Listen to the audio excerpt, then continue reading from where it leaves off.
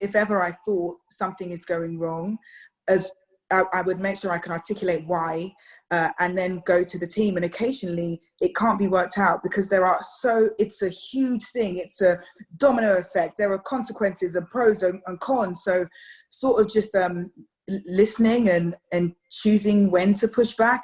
And then this is from Sydney Yeats, for Michaela, again, asking whether or not it was hard to get the show commissioned or whether that was an easy process. It was a really easy process. So I think this is quite unusual. I have to say, I was lucky enough to be working on Black Earth Rising, which enabled me to meet Piers. And then I went in to meet Piers and Charlotte, and I spoke about the project for about an hour. And then a couple of days later, I got an email from Piers saying that they would love to commission it straight to series. I didn't write a treatment or a pilot. I just described it, and they were incredibly supportive. Piers read my vomit drafts. I think I would send drafts at 2 a.m, and he read with enthusiasm and love and support. I've been very lucky. What a legend, picking up the emails at 2 a.m. He's a ledge. Well, I mean, he probably picked him up at 7, but he wasn't mad at the 2 a.m. Yeah. You kind of touched on this a little bit, but another question to you, Michaela, from the same person is whether or not you had a cast in mind when writing the show, or if that came a bit later. It came later. I didn't. The one thing I did know was that I wanted Julie Harkin to cast it, because I loved the things that she's cast. She's very good at finding people that seem authentic, as if they're not acting. We've just found people who were already living the lives of the characters that I've written. She has a way of knowing where they are. So that's her magic. Beautiful. And then one for Weruche and Papa. This is from Francis, and they have said, thank you so much for sharing your experiences, and that they're super excited to watch the full show. And they were hoping that you could share a challenging experience that you had whilst filming, how you felt and how you overcame it. And then Michaela, the same question to you, except the biggest challenge whilst writing the series. You both look like you don't have an answer yet. I'm gonna go with Papa because you're smiling now, so. Thank you so much, Charlotte. Challenging experiences on set. I guess, I've already spoke a lot about it before, but some of the sex scenes were kind of I suppose longer and more intimate than scenes that I've done before. So I had to kind of think, I had to get over seemingly minor things like my body image stuff, and the idea of doing something like that in front of a crew of people that I didn't really know, and I think we were shooting it in the winter as well, so it was just physically cold as well.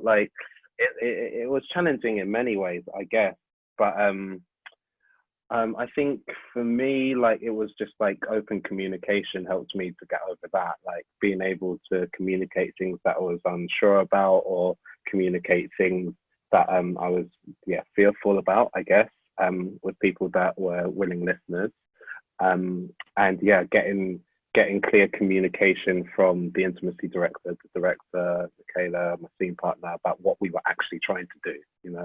Having clarity about that is infinitely useful, because it means that you don't feel like you're flapping around in the void of approximation. So yeah. And for you, Weruche, have you thought of a challenging scene or moment? There weren't that many challenging scenes for me personally. No, there actually. I'm pleased that there wasn't. I can't think of anything challenging that wasn't able to be discussed. Papa said earlier, having Michaela on set was a great thing, because if there was any confusion about what the character was feeling at the time, that was great, because Michaela was there and Sam was there, and it was you know, a wonderful collaboration where we would all discuss it at the same time. So I would only say, you know, just character stuff more than anything when I wasn't sure where the character was or what they were feeling. Having Michaela there and Sam to help us get through it was great. Having the script writer, the writer on there is literally the best thing ever. Amazing. Michaela, I'm gonna skip over that question for you just because there's a few more that have come through for you. And so another person has asked to Michaela, did you have any difficulties staying true to the representation of how you wrote the characters when adapting it to the screen? And if there was any sort of pushback from higher ups or anything like that? And then also any advice on how to handle pushbacks? If, like, I don't know if this is something that you have experienced without sacrificing your characters' identities. Interesting. Yeah, sometimes, you know, you have an idea of what a character will be like, and sometimes an actor will come and show you, but it could be this. And a lot of my pushbacks were internal. So I was kind of thinking that, but that's not what I imagined. So sometimes I had to really wash away the idea for what was going on in front of me and see how that actually could be fantastic. I think Paapa was one of those actors for me. Sometimes I'd be like, but I didn't imagine it like that. But then I'd be like, but this is so much more complex. And it made me go, oh yeah, that old version. No, what's this? You know, pushbacks, I think a lot of those times my team were on the same page as me, and I would sometimes go, guys, I know that we had this idea, but this is why actually this might work. And they were very embracing of me, I have to say.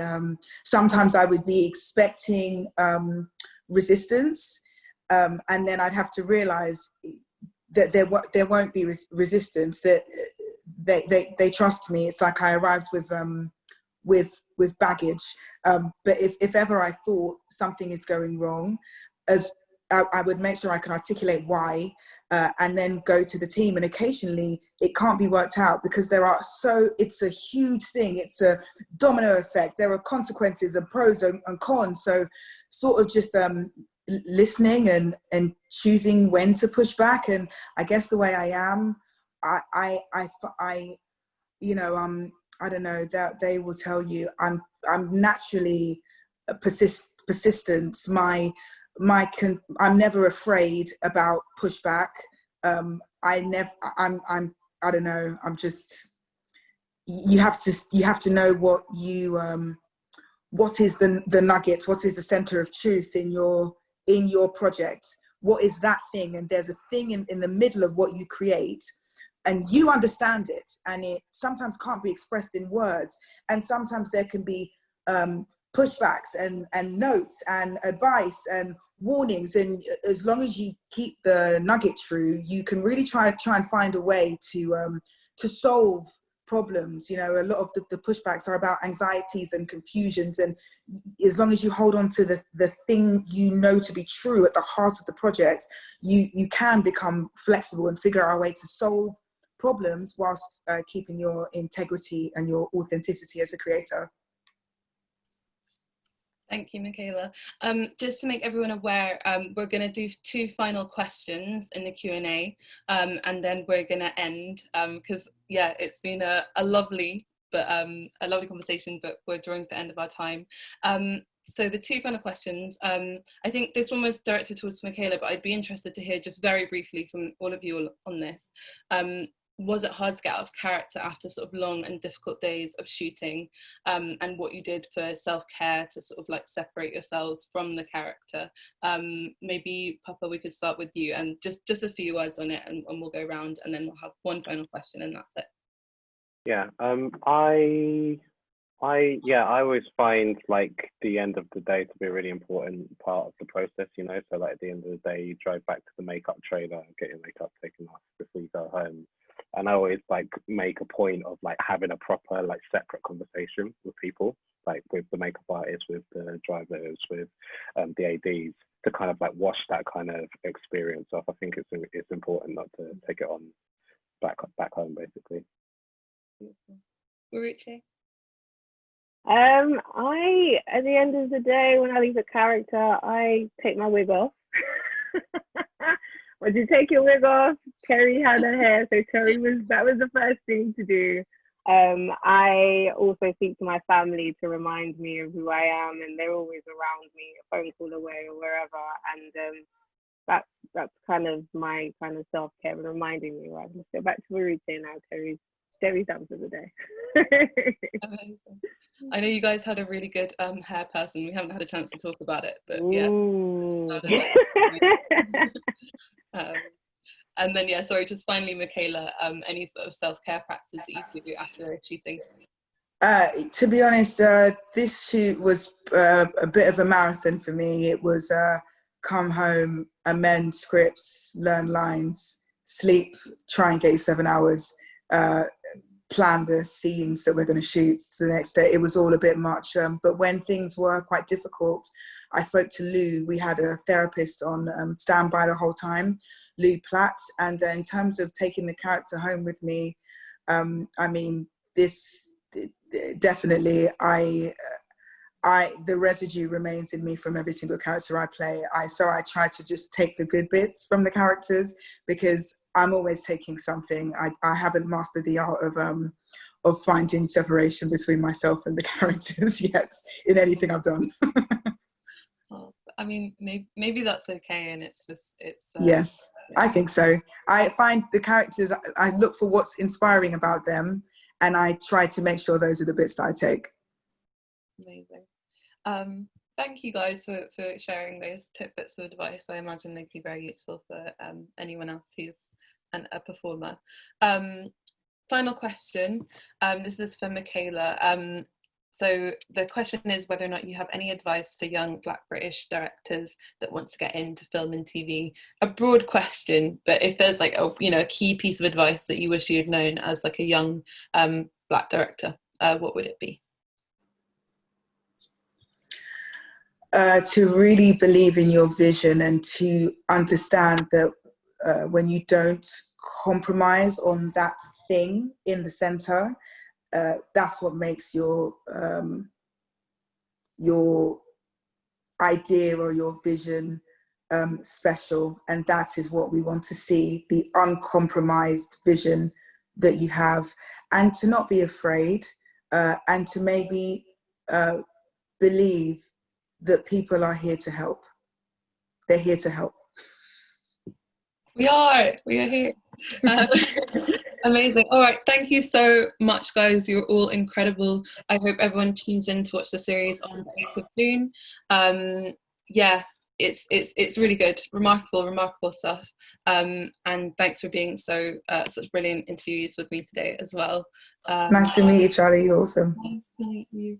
All right, it feels weird not to be able to like give you a hug, but like this is it.